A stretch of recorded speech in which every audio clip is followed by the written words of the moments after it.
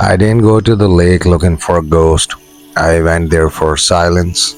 I was just outside Las Vegas, near Lake Mead, far enough from the noise of the city that you could actually hear your own thoughts again.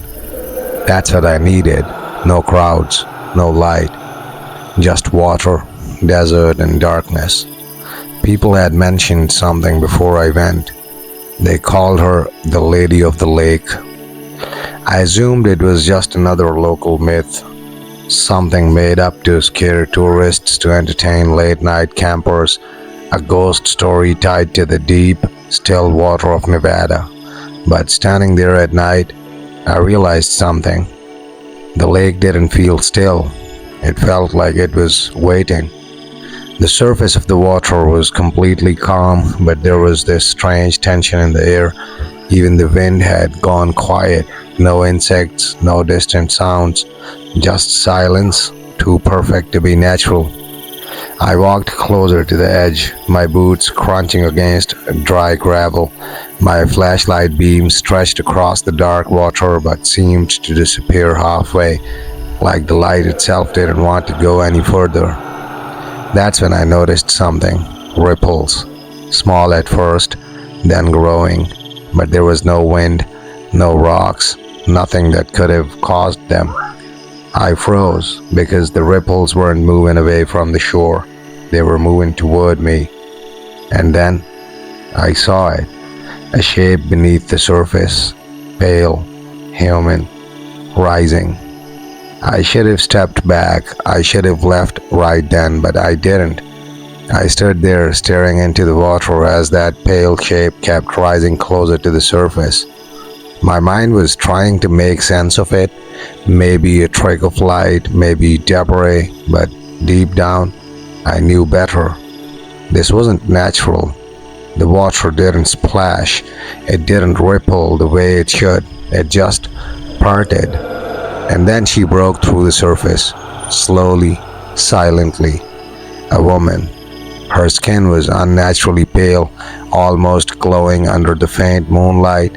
Her hair clung to her face and shoulders, soaked and heavy. And dress, it floated around her like it didn't belong to this world. But that terrified me the most was that she wasn't gasping for air. She wasn't breathing at all. She just stood there in the water, staring directly at me. I couldn't move. My legs felt like they were locked in place, and then she took a step forward. The water didn't resist her. It didn't even react, like she wasn't walking through it. Another step. Closer now. I could see her face more clearly. Her eyes, they weren't empty. They were full of something. Grief. Deep, endless grief. And then I heard it. Not from the lake, not from the air, from inside my head. A voice. Soft, distant, broken. Why did you leave me? My chest tightened instantly because I knew something in that moment. She wasn't talking to me, but somehow she thought I was. I don't know how long I stood there, seconds, maybe minutes. Time didn't feel real anymore. She kept moving toward me, slowly, silently, until the water reached the shore, and then she stopped onto land.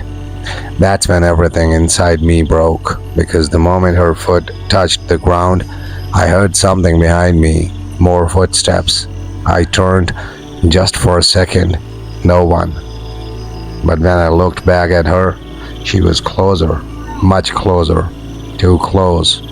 Her face was right in front of mine now, her wet hair hanging between us, her eyes locked onto mine like she was searching for something inside me. And then she raised her hand, cold, dripping, reaching toward my face.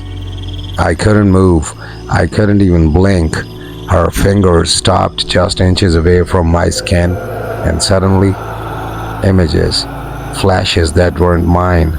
A boat, dark water, a storm, a man turning away, and her falling, sinking, alone. I gasped, stumbling backward, breaking whatever hold she had on me. My legs finally moved and I ran, faster than I ever have in my life, away from the lake, away from that thing, away from her. I didn't stop until I reached my car. I didn't look back. I didn't breathe. I just drove. But here's the part I can't explain. When I got home, my clothes were still dry. No water, no mud, nothing. Like I had never been near the lake at all. But sometimes, late at night, when everything is quiet, I feel it again. That cold presence. And I hear her voice. Closer now. Clearer. Don't leave me again. And that's when I realized something that terrifies me more than anything else. I didn't think I escaped her. I think she came back with me.